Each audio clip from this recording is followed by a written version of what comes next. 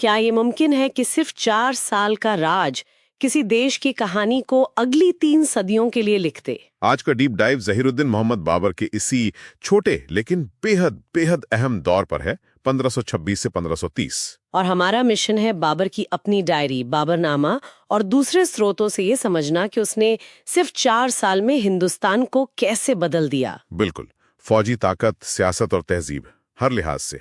चलिए इस कहानी की परतें खोलते हैं। तो 16वीं सदी की शुरुआत में चलते हैं। दिल्ली पर सुल्तान इब्राहिम लोदी का राज था, लेकिन सल्तनत कमजोर पड़ रही थी। हाँ बिल्कुल, अंदर से खोखली हो रही थी, चारों तरफ बगावत का माहौल था। और यहीं पर बाबर की एंट्री होती है। और यहीं कहानी में एक बहुत दिलचस्प मोड़ आता है। हमारे जो स्रोत है वो बताते हैं कि बाबर को हिंदुस्तान पर हमला करने का न्योता यहीं से मिला था। यहीं से हाँ, हिंदुस्तान के ही लोगों ने दिया था। पंजाब के गवर्नर दौलत खान लोधी और मेवाड़ के ताकतवर राजपूत राजा राणा सांगा ने। अच्छा, उन्होंने सोचा कि वो से इस्तेमाल कर रहे हैं, पर बाजी पूरी तरह पलट गई। सही। उनकी सोच ये थी कि बाबर अपने परदादा तैमूर की तरह आएगा, दिल्ली को लूटेगा, लोधी को कमजोर करेगा और बस वापस चला जाएगा। लेकिन ऐसा हुआ नहीं।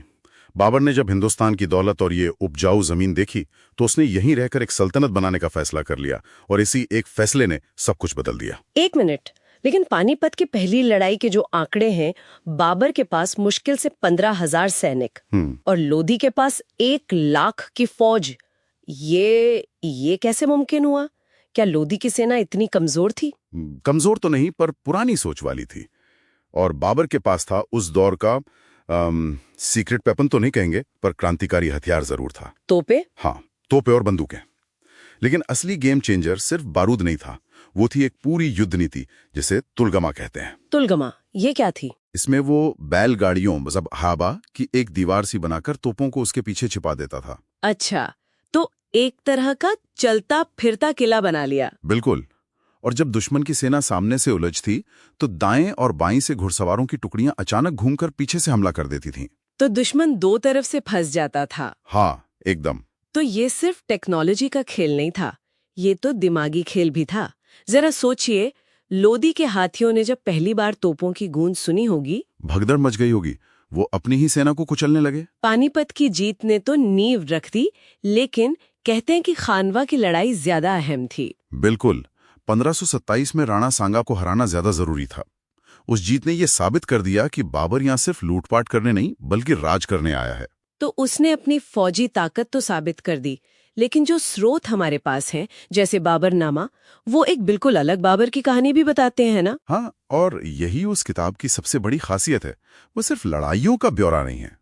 जब बाबर यहाँ के आम और केलों के बारे में लिख रहा था, या यहाँ की दौलत गिनने के लिए करोड़ और अरब जैसे शब्द सीख रहा था, तो वो असल में इस जमीन की क्षमता का आकलन कर रहा था।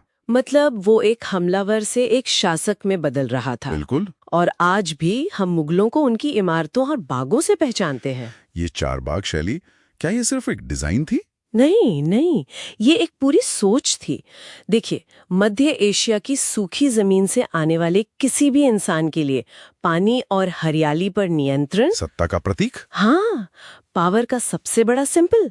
चारबाग सिर्फ बगीचा नहीं, बल्कि धरती पर जन्नत का एक छोटा सा मॉडल था, जहाँ हर चीज व्यवस्थित हो। और आगरा का रामबाग इसका पहला उदाहरण माना जाता है। जी। और इसी दौर के स्रोतों में हमें सत्ता के दूसरे प्रतीकों का भी जिक्र मिलता है, जैसे कि 1528 में अयोध्या में उसके एक सिपा सलार द्वारा बनवाई गई मस्जिद, जो बदलते हुए राजनीतिक समीकरणों की निशानी थी। तो कुल मिलाकर 4 साल में बाबर ने सिर्फ जंगें नहीं जीती, उसने हिंदुस्तान में लड़ाई का तरीका ही बदल दिया। एक ऐसे शाही खानदान की नींव रखी जो सदियों तक चला, और यहाँ की संस्कृति पर मध्य एशिया की एक गहरी छाप छोड़ी। और ये सब एक बहुत जरूरी सवाल भी छोड़ जाता है। क्या? बाबर 1530 में आगरा में मरा और उसे वहीं दफनाया भी गया, लेकिन उसकी आखिरी ख्वाहिश थी कि उसे काबुल में दफनाया जाए, जिसे बाद में पूरा किया गया। हाँ, तो सोचने वाली बात यह है कि भारत में एक साम्राज्य की नींव रखने वाला ये शख्स क्या दिल से कभी खुद को हिंदुस्तानी मान पाया?